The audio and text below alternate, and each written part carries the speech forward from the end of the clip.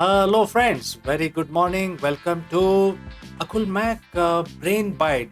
Today is July 21st, and there are certain things that happened, some historic actions which are very important for us to understand and remember. So, I have taken a list of few important incidents that have happened, and I will try to explain them one by one. And we are live across all social media, friends, so if you want to have a comment you can use the description box below to send in your comments or any question. Okay, so starting with the first incident, uh, which happened in the year 1793, and it was about the first European crisscrossing the North America from east to west. It was a big deal because if you know, America is a very big place, especially coming from the east coast to west coast. Um, it is almost three times the size of India. India itself is considered as the subcontinent. So imagine a land which is new land, and pretty much people don't know anything about what lies beyond the coast on the east side. So Europeans come into America. They set up their colonies on the east coast. They set up these cities like New York, Boston, Washington, etc. But they do not know what lies into the wilderness towards the west. So basically, it was a big deal because there could be animals, there could be local people, there could be the terrain, there could be weather, there could be tornadoes, there could be thousand things. So crossing from east to west, it was a long journey, and it was riddled with lot of unknowns. And to survive that, in fact, many attempts were made before this date, which is 1793. Many people attempted, and they actually got lost in the oblivion. However, the first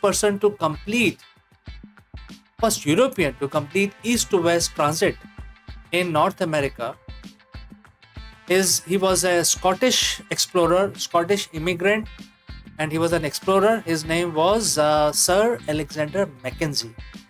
It's a nice trivia for all of us to remember that in the area of unknowns, it's very similar to taking a ship and coming all the way to India. It is like getting into unknown waters. So similarly, getting into the unknown land, and today we know that inland in America, there are deserts, there are big lakes, there are big forests, many different kinds of animals, flora, fauna. Uh, People will not know when they will get food, how they will actually get the food, etc., etc. So, lot many unknowns. So, it requires lot of courage, and go to this whole extent of trying to find the the west, and therefore this requires a lot of courage. So Sir Alexander Mackenzie was the first one to muster that courage and was successful person to travel from east to west. This is for all of us to remember, is a nice trivia to remember also. All right, let's move ahead to the next incident which happened on July 21st, way back in history. The next one is related to Adolf Hitler. We all know Hitler. Certain things I will tell you today which you may or may not aware. But on July 21st, Adolf Hitler survives an assassination attempt led by a German army officer. Now, this is very significant. There are movies made on this incident. The German army themselves sort of feeling uneasy, in the very advanced stages of the war, which is 1944, and there was a major attempt on Adolf Hitler's life. However, let me tell you that in the entire tenure of Adolf Hitler, there were 31 attempts made on his life. 31 assassination attempts were made to get rid of Hitler, to eliminate him. However, we know today that he survived all of them, but with each attack on Adolf Hitler, he became more and more paranoid about his security. And I will tell you something which may you may like or you may not like. You see, by the time this particular incident happened, which happened in 1944, carried out by the German officer, uh, by this time, he had already created a very advanced, elaborate system of security. So, before I tell you more about the advanced system around security to protect the Führer, Adolf Hitler, let's open and see who was this army officer who actually uh, sort of planned the whole assassination attempt of Adolf Hitler. And his name was Klaus Stauffenberg. Klaus von Stauffenberg. He has a longer name. You can read the name. Now, the important thing here is that uh, you know Adolf Hitler and his security was essentially into 3 to 4 different circles, and each of these circles were more advanced than the other. So, for instance, the outer circle of security is managed by local police, and then the inner circle, and then so probably army. Then the third circle of security is managed by Gestapo, and last circle was established by SS, which is the very very elite uh, members of Gestapo. So now you can imagine, he created this. The Adolf Hitler became paranoid with each attack, and he created the circle of security around himself so that nobody should be able to attack him. Yet a lot of attacks happened, but he survived all of them. It's all because of the security measures or the security circles that he created. Surprising part is that, like anything else, even the security apparatus or the methodology is now copied by rest of the world. And today, all the important people, politicians, leaders are protected using this system, multi-layer protection system, which was essentially perfected by the Germans for Adolf Hitler.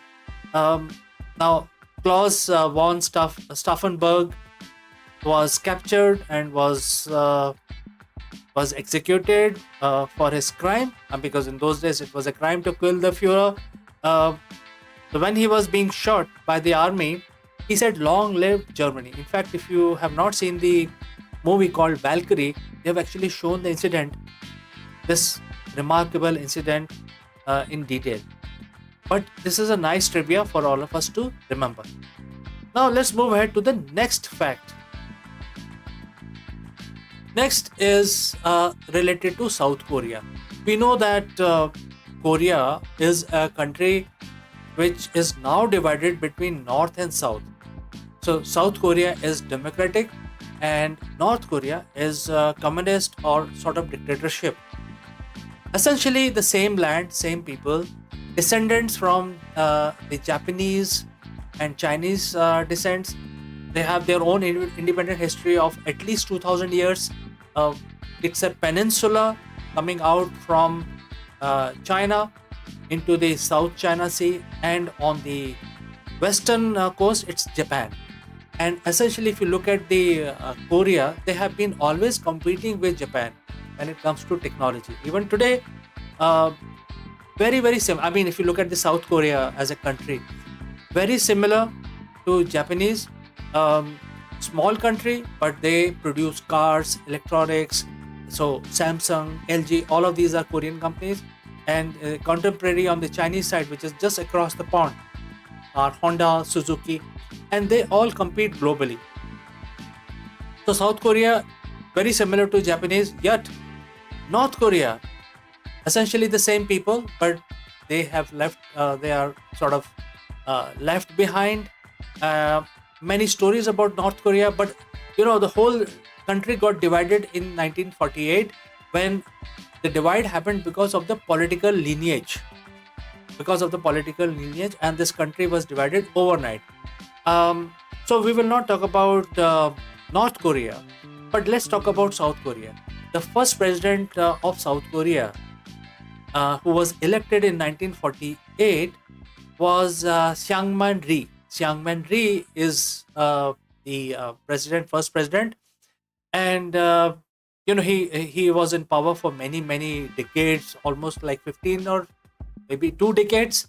Uh, and this guy was also sort of an authoritarian person, and he continued ruling for almost 2 decades, very similar to what people were facing in the North Korea. So essentially, there were two different types of people in Korea, and they got divided. And then this whole thing happened, and the North Korea was went the communist way, and the South Korea became the democratic country, although elected. But this gentleman was, ruled with iron fist, and there were a lot of battle. There were a lot of war going on. The Korean War of the 50s. Uh, Now, this probably in those days you needed that strong will in the leadership, maybe. But this is a nice trivia to remember that there's a huge history about Korea, and this person was the first elected president of South Korea. Let's move on. We know that in the year 1969 there were human landing on the moon. We all know that Neil Armstrong became the first person to land on the surface of the moon. But do you know who the second one?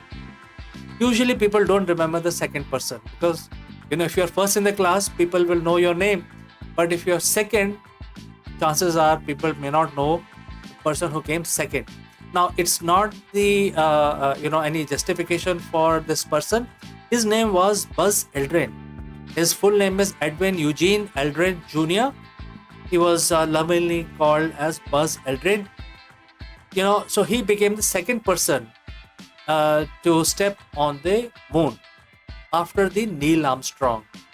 And therefore, it is important to remember, because these two gentlemen are equal in every sense. They are always equal because they endured this trip to the moon, and it was like a partnership. It's not like that Neil Armstrong is better than Buzz Aldrin or things like that. Both of them were equally capable. However, we should also justify and remember that, while we remember Neil Armstrong as the first man to step on the moon, we must also remember the name of the Buzz Aldrin as a second man who stepped on the moon. Many people may not know, so I thought I'll bring this up because this was a huge endeavor, risk of life, and and also overcoming your own emotions, because you're traveling for many days. You do not know what is going to happen in the future, so this requires a lot of courage and willpower. And therefore, Buzz Aldrin, or Edwin Eugene Aldrin Jr., was the second man to step on the moon. All right, moving on.